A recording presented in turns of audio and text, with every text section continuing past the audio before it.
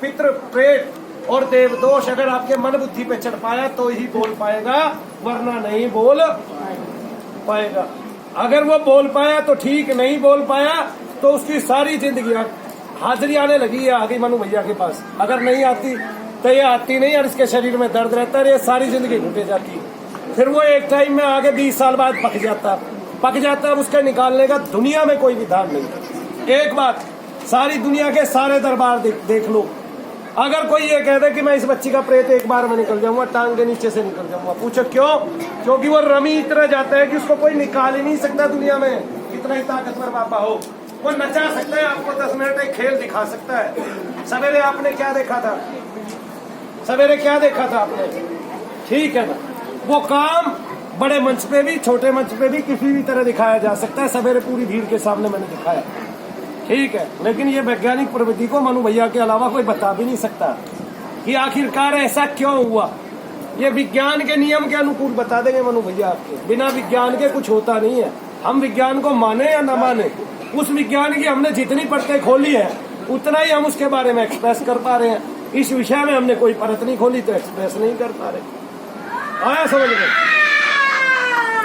अब भारत की क्या कमी है कि भारत की बेटियां पहले तो कहती रहती है पापा मम्मी सर में दर्द, कमर में दर्द, यहाँ दर्द, वहाँ दर्द, नाभि के नीचे दर्द। तब हम गौर से सुनते नहीं, एलोपैथी के डॉक्टर के ले गए, 1-2 महीने दवाई खिलाई, फिर वो ठीक हुई कुछ, फिर ले गए, फिर 1-2 महीने दवाई खिलाई, फिर ले गई। ऐसे 5-7 साल गुजर जाते हैं और फिर वो रम जाती है चीज अंतर में, फिर वो निकलती है धीरे धीरे। अगर किसी को पता चल जाए तो, नहीं पता चले तो शादी के बाद 1-2 महीने बाद खेलने लग जाती है, पहले बच्चे के होने पे खेलने लग जाती है। स्त्री का जब अपने पुरुष के साथ ही संसर्ग होने लगता है तभी उस चीज पे बल पड़ने लगता है, क्योंकि जो अंतर में है ना उसको एकांत चाहिए। वो काम का मारा है, वो क्रोध का मारा है, वो लोभ का मारा है, वो मोह का मारा है। उसने ये सब दूसरे शरीर में भोगा था और इन्हीं चीजों के लिए वो मर गया था। अब वो बेचैन है मात्र, और वो दूसरे के शरीर में रह के बेचैन होता है। ठीक है, जो ये कहेगा ना मैंने प्रेत निकाल दिया, तब मनु भैया केवल आंख में देखेंगे और आंख में देख के बता देंगे प्रेत अभी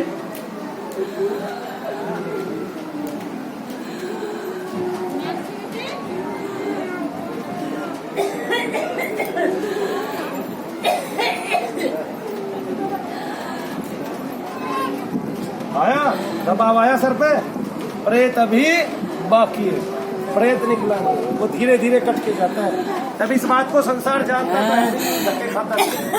एक विडंबना भारतीय समाज की है कि एक व्यक्ति जो देखने में अंग्रेजों जैसा था, जब उसने जन्म लिया, पहली बात तो उसका जन्म विशिष्ट था, जैसे देवताओं के जन्म होते हैं, वो एक कुंवारी कन्या के गर्भ से उत्पन्न होता है।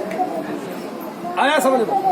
जैसे कबीर दास जी लहर तारा नामक उसमें तालाब में मिलते हैं, जैसे भगवान राम अग्निकुंड से प्रकट होते हैं, इसी तरह से वो भी इससे प्रकट होता है, एक कुंवारी कन्या के गर्भ से। ठीक है, आज उनको मसीह कह के पूजा जाता है, भगवान माना जाता है। लेकिन आप उनका जीवन देखेंगे तो उन्होंने सारी उम्र शैतानों को ही निकाला। भारत के 18 के 18 पुराण प्रेत से भरे पड़े हैं। यहाँ तक कि श्रीमद् भागवत कथा का भी इसलिए यत्न किया जाता है और इसलिए सुनाई जाती है कि प्रेत का उद्धार हो या आपके पितरों का उद्धार हो।